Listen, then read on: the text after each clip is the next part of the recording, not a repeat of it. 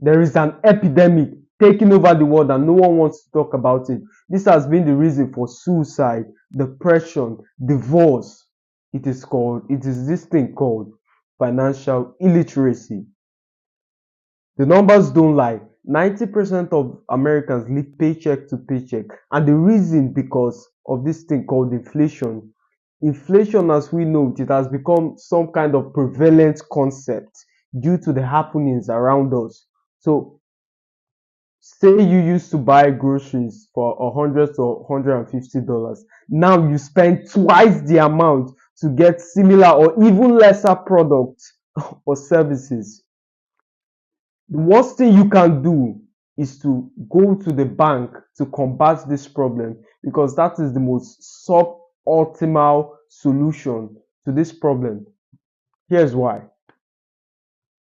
If you go and deposit $1 into the bank, according to the fractional deposit system, the bank is allowed to create 90% debt out of that your money. That's why you hear something like liability. We are liable for your money. That sentence is all a semantic trick.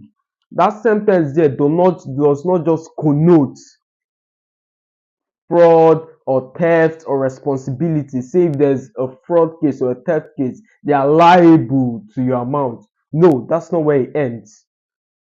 The liability there means that is taking money out of their pocket.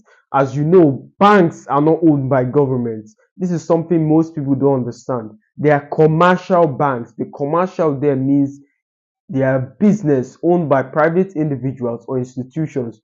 And as we know, the private objective of a business is for profits making. So they are there solely to make profits, not to serve you. And the primary way for them to make money is not just these pennies they charge you on every transaction you execute, but taking your money and lending it out. And like I said, according to the fractional deposit system, that dollar you deposited can be created can be turned into multiple dollars. So they're only liable for 10% of the money. That's why you can't seem to take out a huge chunk of the money out of the bank. It's not necessarily because they're trying to protect you, or it's a fraud system, or they're trying so hard so you don't get defrauded, or to confirm it's you, that kind of thing. No, it's because they don't got that kind of money. You go to your bank, try to pull out 40 grand, 40 G's, and see if they'll let you. Or they try to make the process as difficult as possible so you either lose hope or you don't try again. The average person doesn't have 40 grand saved up, let alone have 40 grand to pull out of the bank. So most of you might not understand this, but if you get to a certain echelon, you understand that this is all a trick by the government to keep us subdued to the system. Back to the point about inflation and how they create inflation. You all know that value is linked to scarcity. The only reason the gold is half as desirable as it is because it is scarce. If gold was floating around the corner of the street, the beggar has it, the maid has it, then it wouldn't be worth nothing. So value is linked to scarcity. When they go out and they create this multiple dollars out of that 90%, they are creating money without producing anything. And according to the fractional deposit system, if the borrower decides to redeposit that money into the bank, it's a new cash. So they can then create 80 cents out of the 90 cents that was borrowed. The loop goes on and on and on. That's all it is. So if they've created this massive debt out of thin air, now your currency is floating around. Your currency is floating around. Nothing is being produced. If everybody has got this currency, it begins to dilute over time. Look at when Joe Biden was giving out this stimulus check. Majority of poor people were cheering him on. Yeah, yeah, that's why we voted for him. That's why we did this. But in fact, he's not trying to help you. He's only doing his rich friends a favor. Majority of people think the government are stupid. They think you're incompetent. No, they're not. They're doing their job actually very well. But the problem is they're not working for you, they're working for someone else. That someone else is the rich.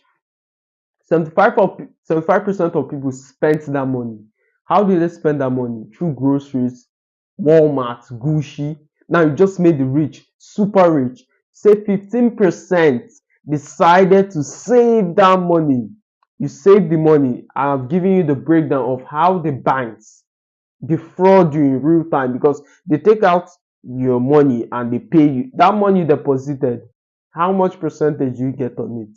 Say 1%, 1.5%. And mind you, I'm being very generous here.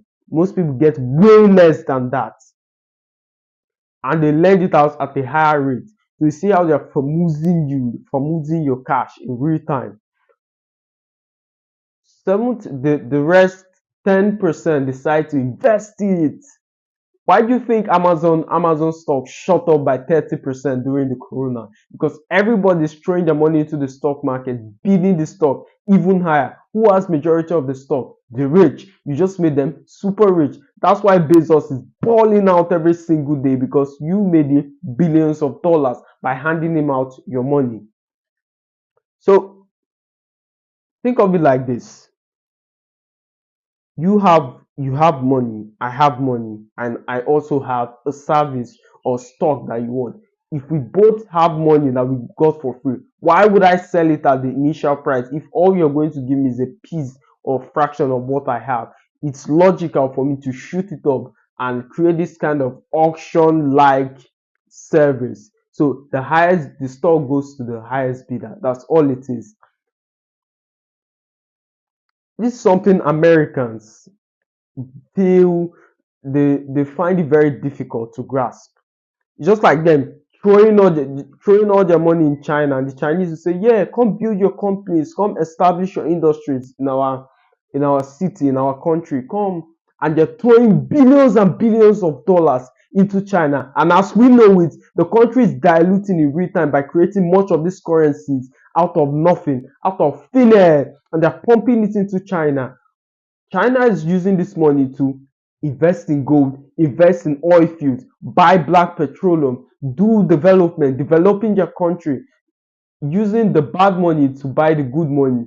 Westerners are thinking, yeah, we are taking the combustion engine and destroying their atmosphere in real time. So the Westerners think they are being smart, but in reality, it's only a matter of time before our currency tumbled. I believe we sent 200 to 300 billion dollars to China just recently. The currency is being decimated in real time, and we think we are being smart. Climate change. Yeah, so that's how it's going. That's how it's being decimated in real time.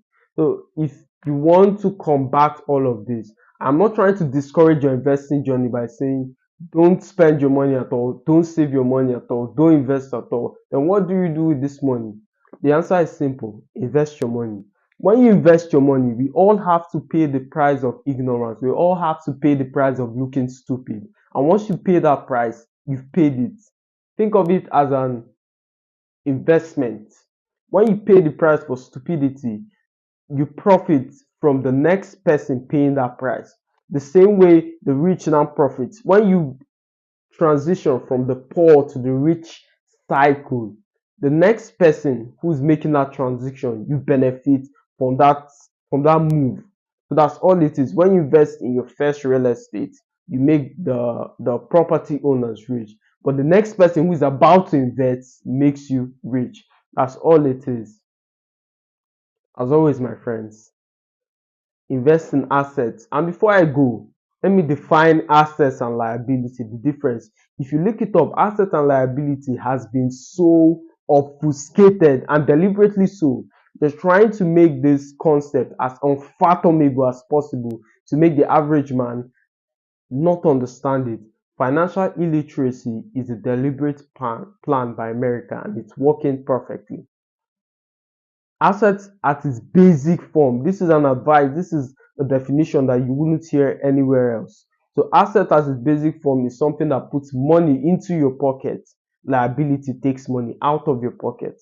So like the example we gave between the stock market and real estate, those are assets because they put money into your pocket. liability like a car, credit card debt, a sofa, they take money out of your pocket. So if you go and look around, you look at what you've been spending your money on, that explains the reason for your low bank balance. As always, my friends, if you got value from this video, subscribe, share to someone who might need it. As always, see you in the next one.